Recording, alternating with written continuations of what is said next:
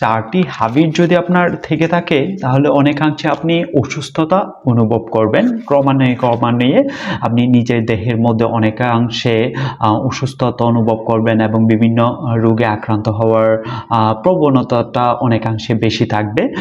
তো এই 4টি হ্যাবিট যদি আপনি ইগনোর করেন অনেকাংশে আপনি সুস্থতা অনুভব করতে পারেন।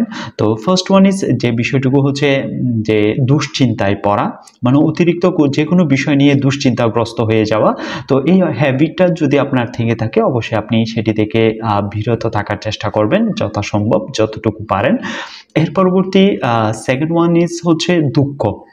যে কোনো বিষয় নিয়ে দুঃখ প্রকাশ করা, কোনো একটি আপনি আশা করছেন কোনো কারণে পূর্ণতা হয়নি, তো বা কোনো একটি বিষয়ে আপনি স্বপ্ন দেখছেন এবং সেই স্বপ্নটা বাস্তবায়নের জন্য অনেক পরিশ্রম করছেন, যে কোনো কারণে সেটিও পূর্ণতা হয়নি, এতে আপনি অনেকাংশে ভেঙে পড়লেন বা দুঃখ প্রকাশ করলেন।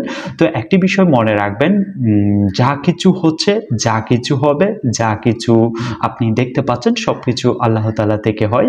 এই বিষয়টুকু মাথায় রাখার চেষ্টা করবেন। কোনো কারণে কোনোটাতেই আপনি দুঃখ প্রকাশ করবেন না, সব কিছুতে আপনি শুকরিয়া আদায় করবেন।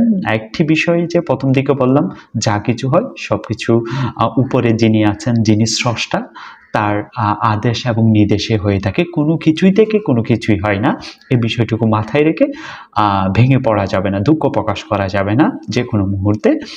এর পরবর্তী থার্ড ওয়ান ইজ হচ্ছে যে হারাম কোনো বিষয়ের জন্য রাত জেগে থাকা, মানে হারাম কোনো একটা কাজের জন্য রাত জেগে থাকা, দীর্ঘ সময় ধরে রাত জেগে থাকা। তো এই বিষয়টুকু যদি আপনার অভ্যাস থেকে থাকে অবশ্যই আপনি সেটি পরিহার করার চেষ্টা করবেন বা এই অভ্যাস থেকে বিরত থাকার চেষ্টা করবেন। একটি প্রবাদ মনে রাখবেন, early to bed early to rise makes a man healthy wealthy and wise. এই প্রবাদটি যে অনুসরণ করার জন্য চেষ্টা করবেন। আপনি আর্লিতে ঘুমিয়ে যাবেন এবং আর্লিতে ঘুম থেকে উঠে সকালে নামাজ আদায় করবেন যদি আপনি মুসলিম সম্প্রদায়ের হয়ে থাকলে, এবং পাশাপাশি আপনি সকালে নামাজ আদায় করার পর এর পরবর্তী চাইলে আপনি কোরআন তেলাওয়াত করতে পারেন। এতে আপনার দিনটি অনেকাংশে বেটার হতে পারে।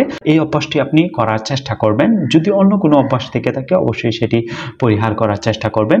এর পরবর্তী ফোর্থ ওয়ান ইজ হচ্ছে ক্ষুধা। আপনি কাজ করতে যাচ্ছেন, অবশ্যই আপনার ক্ষুধা লাগতেই পারে, কারণ যে আমি বিভিন্ন বই পুস্তকে বিভিন্ন জায়গায় বিভিন্ন বিশেষজ্ঞরা বা ধর্মীয় দৃষ্টিকোণ থেকে যে বিষয়টুকু বলা হয়, আমরা স্বাভাবিক নিয়মে 3টি খাবার খেয়ে থাকি, ব্রেকফাস্ট, তারপর হচ্ছে লাঞ্চ, তারপর হচ্ছে ডিনার। এই 3টি ওয়েতে আমরা খাবার আহার করি, অন্যান্য সময়েও খাবার আহার করি। তবে আপনাকে নির্দিষ্ট সময়, আপনি সকালে ব্রেকফাস্ট করছেন, এমন কিছু ব্রেকফাস্ট করবেন যে ক্ষুধাটা নিবারণ হয়, এইভাবে আপনাকে আহার করতে হবে। এর পরবর্তী আপনি যখন লাঞ্চ করতে যাবেন অবশ্যই আপনি নির্দিষ্ট সময়ে লাঞ্চ করবেন বা দুপুরের নামাজ আদায় করে অবশ্যই লাঞ্চ করার চেষ্টা করবেন। অনেকাংশে অনেকের এই ধরনের অভ্যাস থাকে, মানে কাজটা শেষ করে আমি লাঞ্চ করতে যাব, এতে হয় কি দুপুরের সময়টা ঘনিয়ে অনেকাংশে অপরাহ্নে চলে আসে বা 3টা-4টার দিকে বিকালে খাবার চিন্তা ভাবনা করে। তো এই অভ্যাস থেকে থাকলে আপনি পরিহার করার চেষ্টা করবেন। অবশ্যই দুপুরের নামাজের পরে খেয়ে দিয়ে আপনি রেস্ট নিতে পারেন দুপুরে খাবারের ক্ষেত্রে। এর পরবর্তী ডিনারের ক্ষেত্রে আপনি এশারের নামাজের পর চাইলে 9টা-10টার দিকে আপনি চাইলে খেতে পারেন বা এশারের নামাজের পর আপনি চাইলে খেতে পারেন। যদি অনেকের অভ্যাস আছে এশারের নামাজের পর খাবার অভ্যাস থাকে, আবার অনেকের বা 9টা বা 10টা দিকে খাবার অভ্যাস থেকে থাকে। তো অবশ্যই আপনি সেই সময়তে প্রতিদিন নির্দিষ্ট সময়ে আপনি আহার করার চেষ্টা করবেন। অনেক বিশেষজ্ঞরা বলছেন সকালে খাবারটি হবে যেন নাস্তা স্বরূপ, দুপুরের খাবারটি যেন হয় অনেকটা মুসাফির স্বরূপ, আর রাতের খাবারটি হয় অনেকাংশে যেন মিসকিন স্বরূপ, এই ধরনের বলা হয়। আদৌ কি আসলে এই 3টি বিষয়, আমি যতটুকু জানি এই বিষয়টুকু বললাম, আসলে এই 3টি বিষয় যদি কোনো ত্রুটিপূর্ণ থেকে থাকে অবশ্যই আপনারা ভিডিও কমেন্ট বক্সে জানাতে পারেন।